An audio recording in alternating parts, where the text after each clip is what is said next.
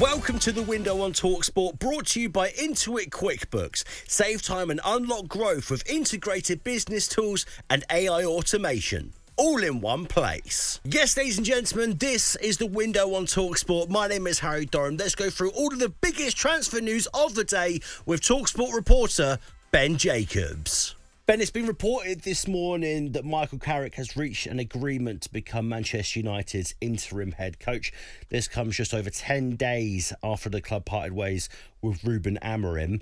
Will he be straight into the dugout for the Manchester derby at 12:30 on Saturday, which will also be live and exclusive on talkSPORT? Yeah, absolutely. He will be in charge for that game. Michael Carrick is the new interim of Manchester United. We're recording this in the morning on Tuesday, but by the afternoon, I'm expecting the news to be official. Two candidates made the final stages for this role, Ole Gunnar Solskjaer and Michael Carrick. They both had face-to-face interviews, and each of them were strong, I'm told as well, when speaking to the executive team at Manchester United. But Carrick gets the nod, and I'm told that he's well aware this is only a temporary role, so nothing that he can earn permanently, even if Manchester United get Champions League football. And on Monday evening, the deal was finalised, and I can tell you a bit about the backroom staff as well. The former England assistant Steve Holland will join as Carrick's number 2. That's a fascinating hire because, of course, he was the right-hand man to Gareth Southgate for the Three Lions. As we broke yesterday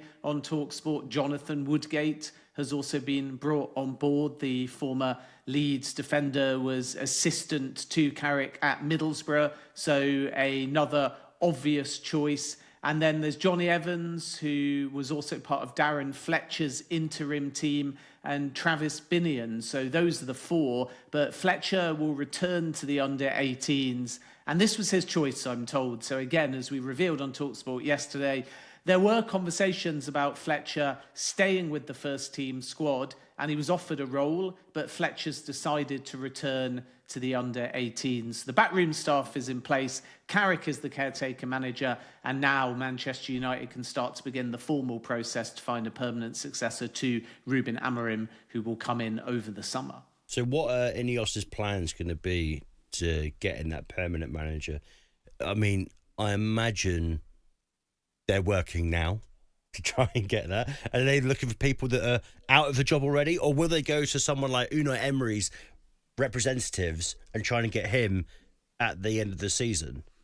I'm not aware of an approach for Unai Emery. He's fully focused on Aston Villa. The mantra seems to be find somebody with Premier League experience, either managing in the Premier League or having played in the Premier League. And many of the names will also be similar to those that form part of the process before Rúben Amorim was hired. So there's appreciation, for example, for Kieran McKenna. Enzo Maresca was one of the names that was under consideration back then. Maurizio Pochettino had some exploratory conversations as well.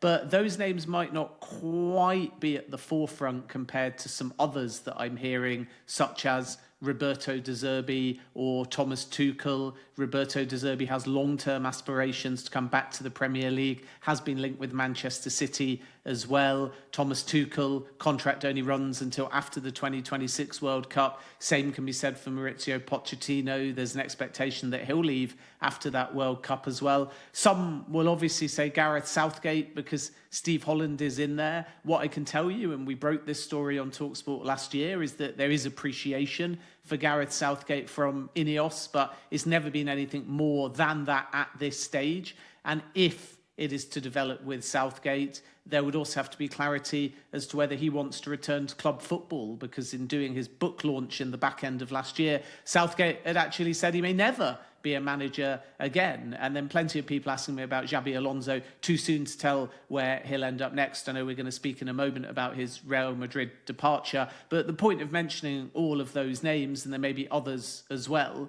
is there's loads of options. It's the January of managerial sackings or departures, and it will be the summer of managerial movement because Andoni Iraola hasn't signed a new deal at Bournemouth yet. Let's see how that develops. Marco Silva hasn't committed to Fulham. Oliver Glasner is expected to leave Crystal Palace. He's a name in Manchester United's thinking as well. So they won't be spoilt for choice now if they choose or had chosen prior to Carrick to make an appointment, whereas in the summer, there's so many names out there that Manchester United will have confidence that they can make the right long-term appointment for the football club. And that's why they've gone in the direction of a caretaker between now and then. Have top-level managers got a bit of a fear of going to Manchester United? I know, obviously, the old adage of a poison chalice, and how the football club is run by Ineos, and obviously the involvement of the Glazers as well. They will see Ruben Amorim, they'll see Erik ten Hag, they'll see Louis van Gaal, they'll see Jose Mourinho, just to name a few. Are there any managers now, and Manchester United obviously sit right at the top of one of the biggest football clubs in world football, along with Real Madrid, along with Barcelona. Have any managers, top-level managers, got a fear of walking through those doors with how everything has played out over close to the last decade? I think Liam Rossini said it at Chelsea. You can't be a top manager and go into a big football club with a fear factor, an inferiority complex, or any concerns over the model.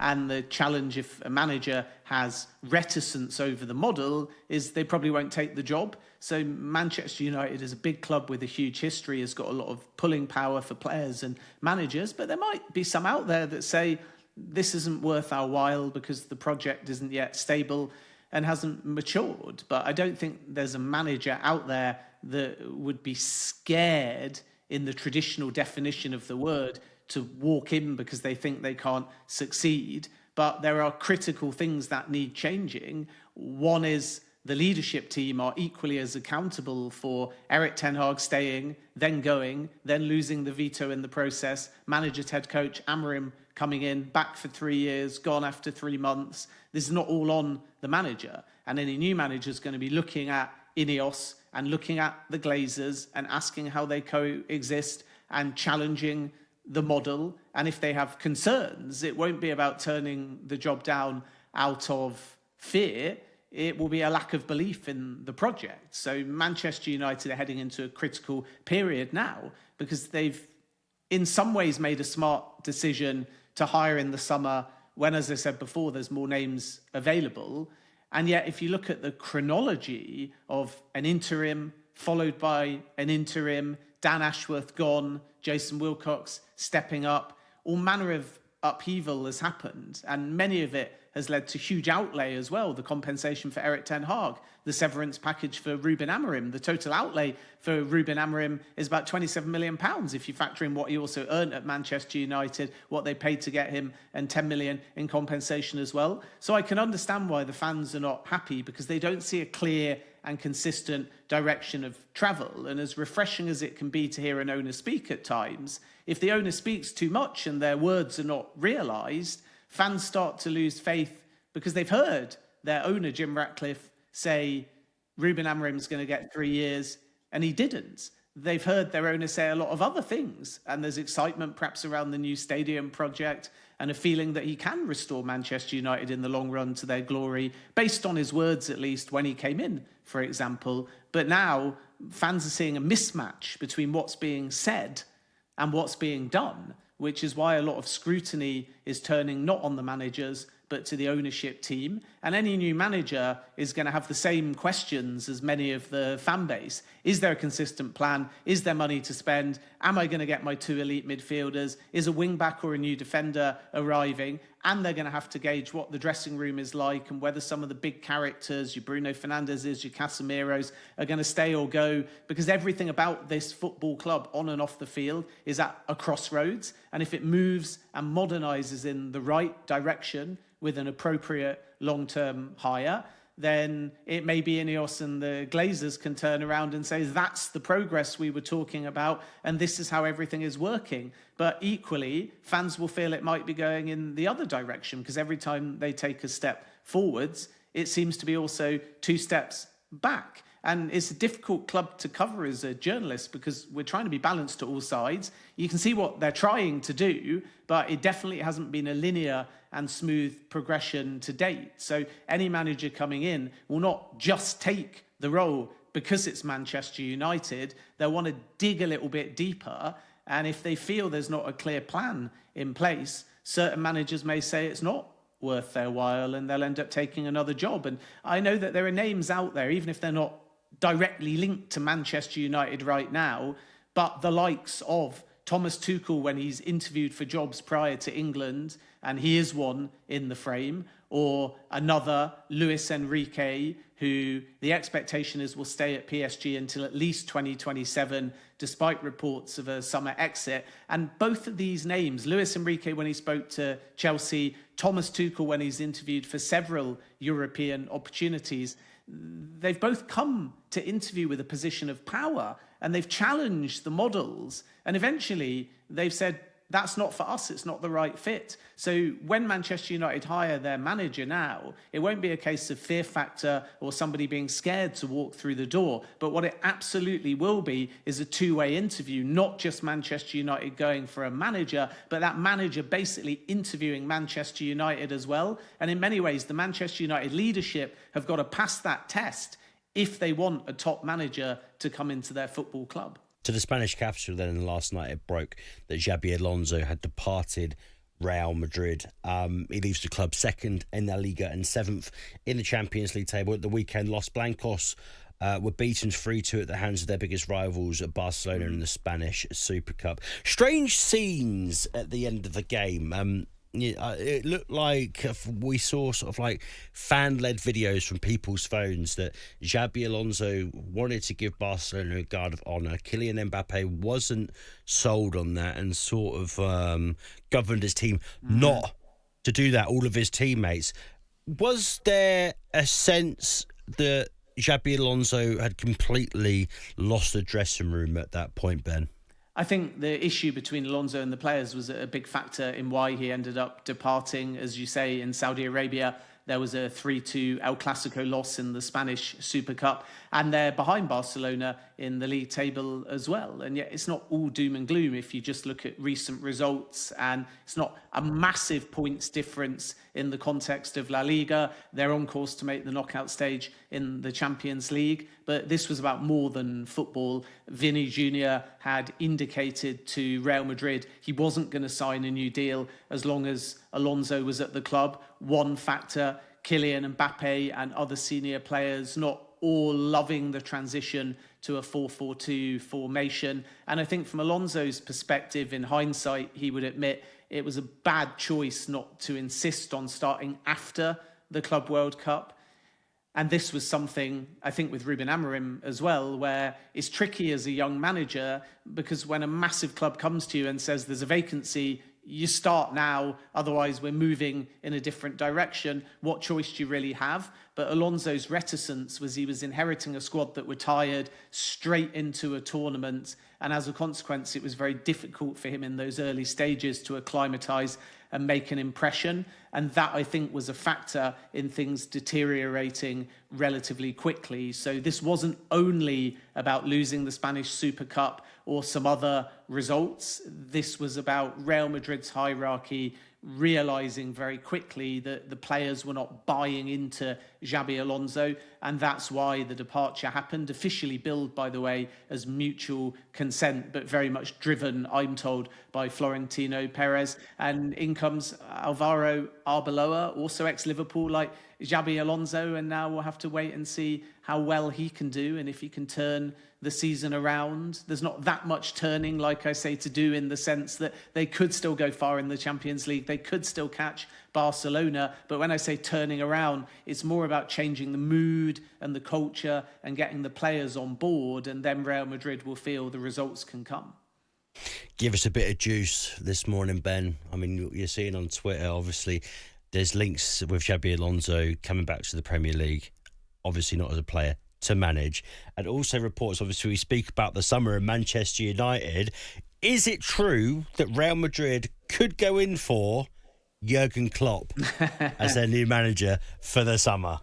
Yeah, first of all, we need to be really respectful to Arbeloa, because the Real statement, and sources back this up, was crystal clear. He's the manager of Real Madrid. He's not the interim. He's not the caretaker. He's not the guy until the end of the season. And yet it does remain possible that Real Madrid, despite how they're billing it at the moment, look for somebody in the summer. So we've got a really weird situation now where Arbeloa is the manager of Real Madrid. They've chosen an internal appointment.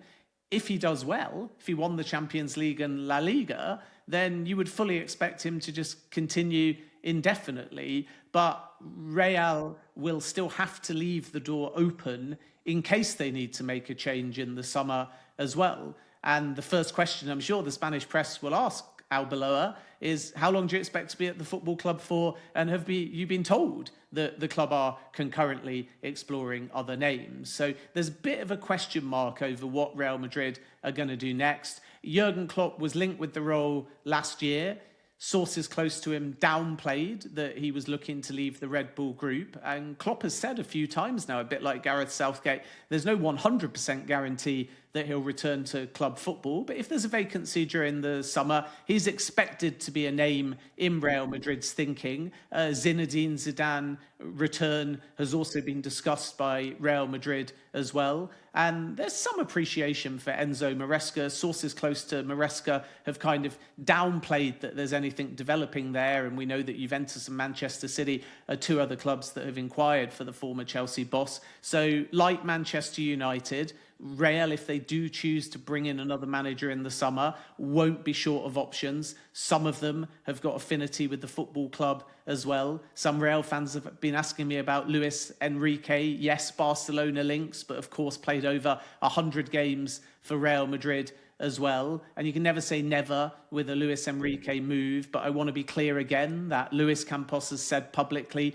fake news, he's going to go in summer 2026. The contract doesn't expire in summer 2026. The PSG project is on track. So I think worst case, Luis Enrique stays at PSG until summer 2027. Best case for PSG, they persuade him to sign a new deal. So that one's a fluid situation, but there's absolutely no guarantee the PSG boss will be available in the summer. But Real and Man United are in the same boat. They're both going down the route of something until at least the end of the season. The only difference is Carrick carries a caretaker title and Arbeloa doesn't, but each of those clubs will have several elite options that are all relatively accessible if they choose to move in the summer. And obviously in Manchester United's case, it's a case of when they choose to move in the summer.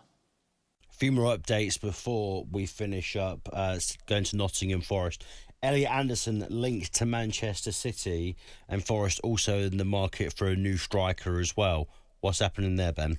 Yeah, I think from Nottingham Forest's point of view, there is an acceptance that there'll be offers in the summer for Elliot Anderson, but we're not expecting any surprises late in this window. It's been a crazy January, so you can never say never with anything. Just look at the Spurs hijack for Conor Gallagher yesterday when Aston Villa were relatively close to getting that one over the line. And Gallagher, by the way, has got his medical today, €40 million move to the Tottenham Hotspur Stadium. But coming back to Elliot Anderson, summer is obviously the expectation rather than now. We've heard all manner of prices put out there, and the number seems to be dropping every couple of weeks. 120 million down to 100 million, and now many believe it might be between 80 and 100 million. So let's see what that final number is, and it could well be informed by whether Nottingham Forest go up the table and get European football, or were they to get relegated, then clearly, like West Ham with some of their stars and Wolves, Nottingham Forest might be in a slightly weaker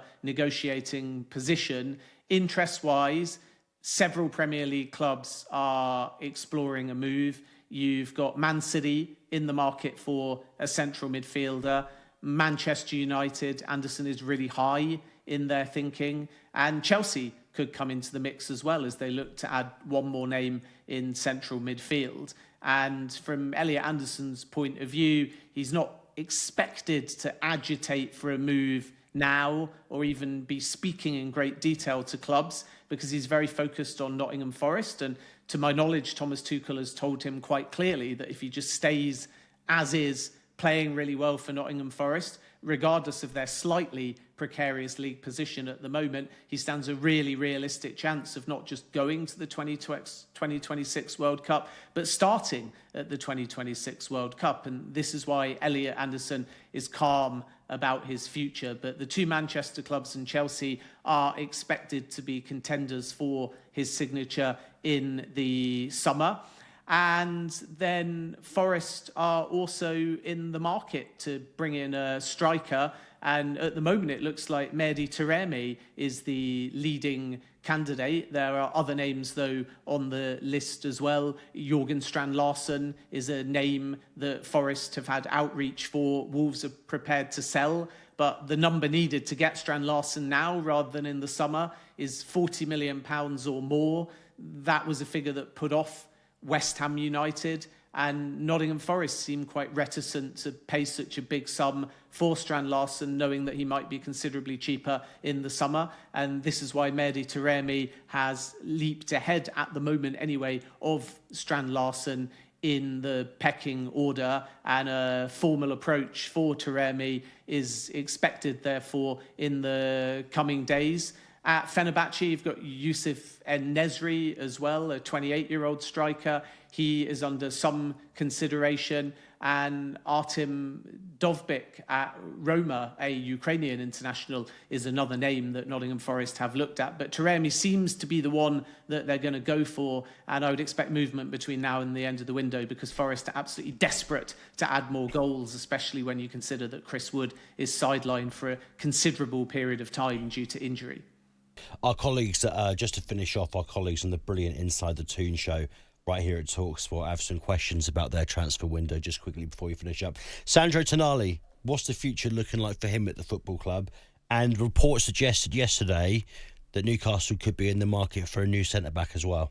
Yeah, I think Newcastle are looking at their defensive options because they're so thin, so many injuries for Eddie Howe to contend with at centre-back and at full-back as well. So there is a possibility that they bring in a kind of versatile defender that can maybe play in more than one position. We'll come back to that in a moment. With Sandro Tonali, we heard reports during his ban that a return to Italy was on the cards. I can tell you as well that Real Madrid really liked the player too. But let's not forget, Tonali very discreetly in around October last year extended his contract at Newcastle United. And at the moment, the Newcastle position under relatively new sporting director Ross Wilson is clear.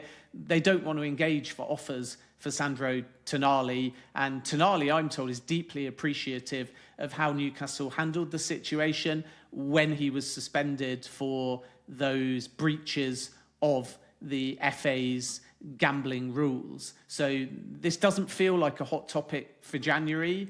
And because he's so well contracted, Newcastle will hold all of the cards. So yes, there's interest from top European clubs. Bayern have made an inquiry. Italian clubs are interested. Real Madrid somewhat have Tonali on their radar, but there's been nothing yet direct with Newcastle United, and all signs are the player's not agitating to move. So it's one to keep an eye on across the summer, but it wouldn't surprise me if Newcastle, in a position of relative power, insists that Tonali stays.